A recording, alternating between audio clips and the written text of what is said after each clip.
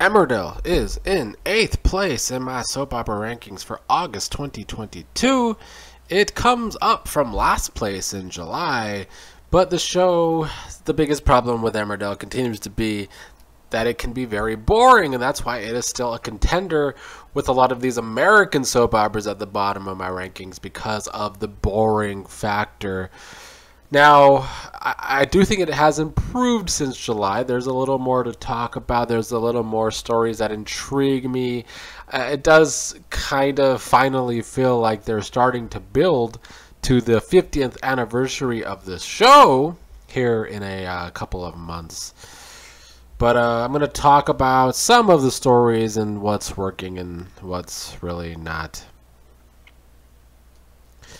A lot of the first half of August was Rona and Marlon and their wedding that was approaching.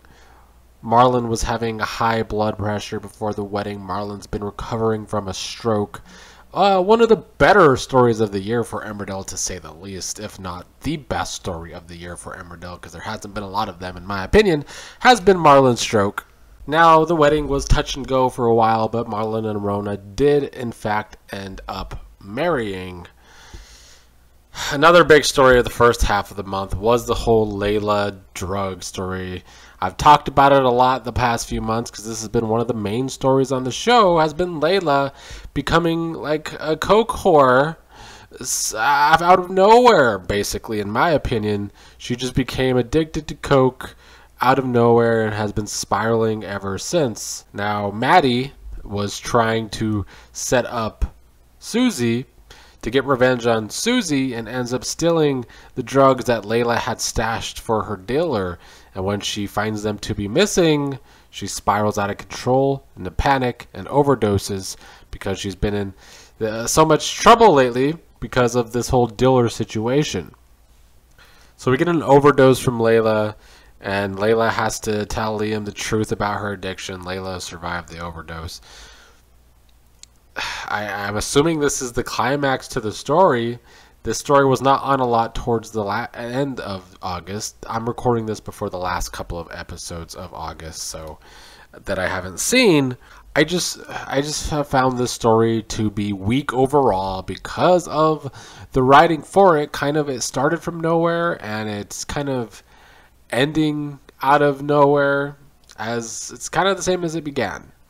I guess the ending's not really out of nowhere, but the whole Maddie setting up Susie but ending up setting up Layla is kind of out of nowhere to me. I don't think the build to that was anything special either. But overall, I found that story to just be weak because the writing was weak for it. A story I'm okay with. You know, Kit's been basically playing both Laurel and Gabby. He's become, you know, quite the ladies' man, but also the two-timer. I want to see more where the story actually develops. I don't feel like it gets enough airtime for me to say it's like this great story. But I'm at least intrigued by it, which for Emmerdale stories this year hasn't happened often.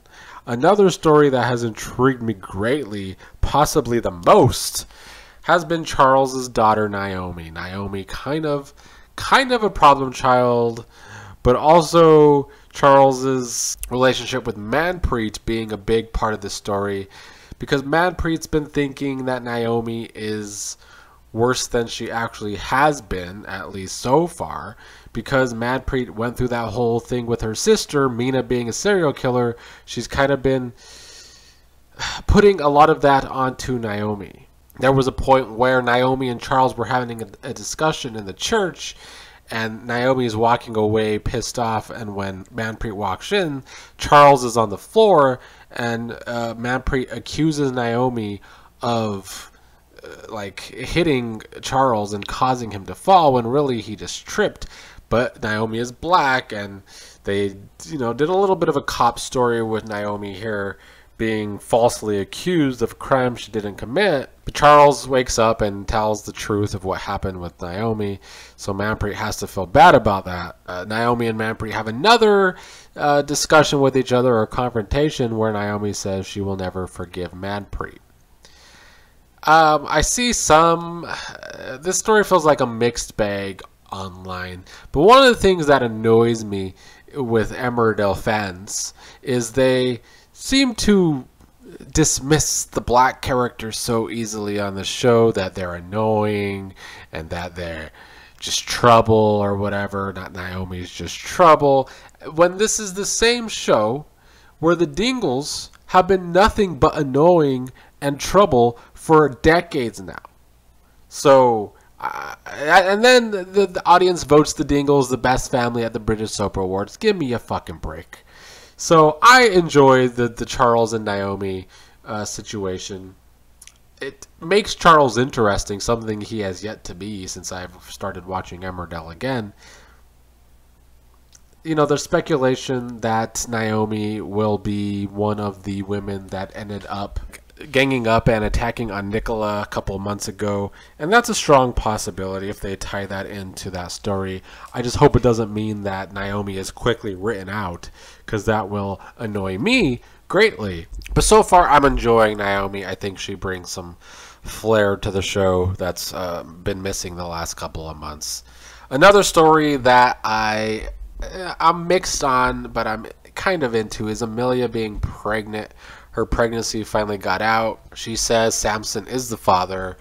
But one part of the story that irked me was Samson's initial thoughts about the situation being to kind of be a dick about it. Now, I get he's a teenage boy and maybe this would be a natural reaction for him, but it felt very out of character for Samson to me, because Samson's always been this sweet guy, especially where Amelia is concerned. So that kind of seemed out of nowhere, and it made me feel like they've been kind of building Noah to be a changed guy from being the problem child he's been, and him getting close to Amelia.